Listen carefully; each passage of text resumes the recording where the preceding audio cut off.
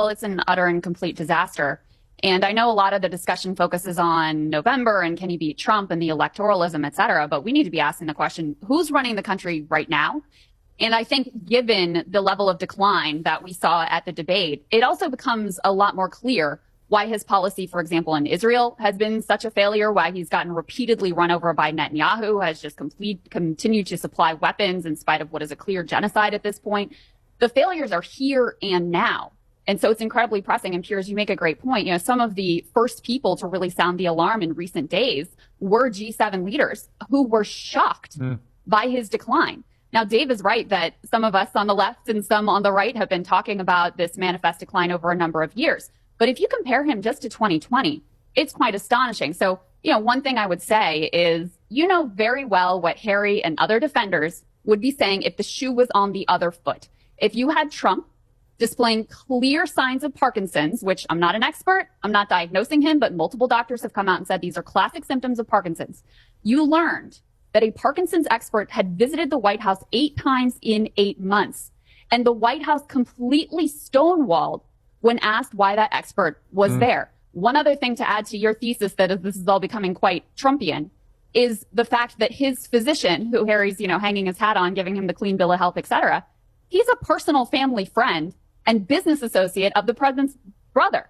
There's a very Ronnie Jackson political crony kind of a situation, too, with this personal physician. You should not trust a word that comes out of this White House at this point, just as you should never have trusted a word that came out of the Trump White House last time around. I mean, look, you know, the problem, Harry, you've got is that Karine Jean-Pierre is there every day saying stuff that then gets completely contradicted within hours. You know, originally the excuse for the debate performance was he had a bad cold. Then it was he had jet lag 2 weeks after he got home. I mean, none of this makes any sense. But the truth is that there's something going on here and we're not being told the truth. That's the truth. And it's been going on for years. I mean, I've written a lot of columns for the New York Post in which I've continually expressed serious concern about Joe Biden's cognitive decline and his physical performance. You know, the way he kept stumbling over, falling off bikes, tripping down Air Force One, face planting on stage at one event. But it's also the continual gaffes where he keeps saying things the White House have to immediately rein back.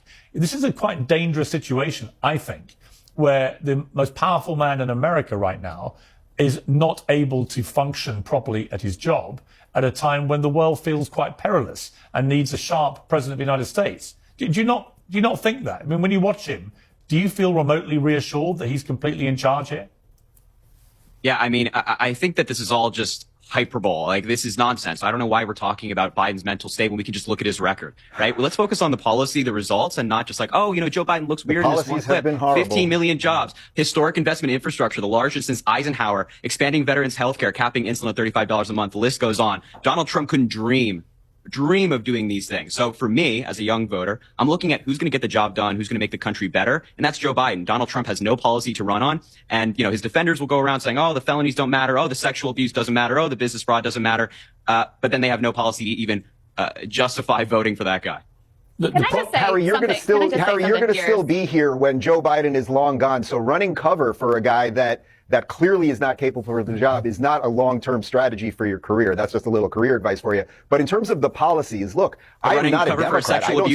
I don't support any of Joe Biden's policies, but the policies objectively have been horrible. 7 to 10, some people say 12 million illegals in this country in 3+ years. The interest rates, the mortgage rates, the crime in blue cities, the drugs that have been brought in, the fentanyl crisis. We have the disasters across the world that if we had projected any strength would not be happening. We all know all of this. And I say that as someone that doesn't support the guy, but as an American, it's like getting onto a plane. Would you prefer that the pilot be able to actually fly the plane or not? So whether I like the policies or not, or agree or not, I would like the president to be competent, to be able to literally say one sentence without slurring or getting confused. Wait, hold on. You heard it here first, folks. Dave,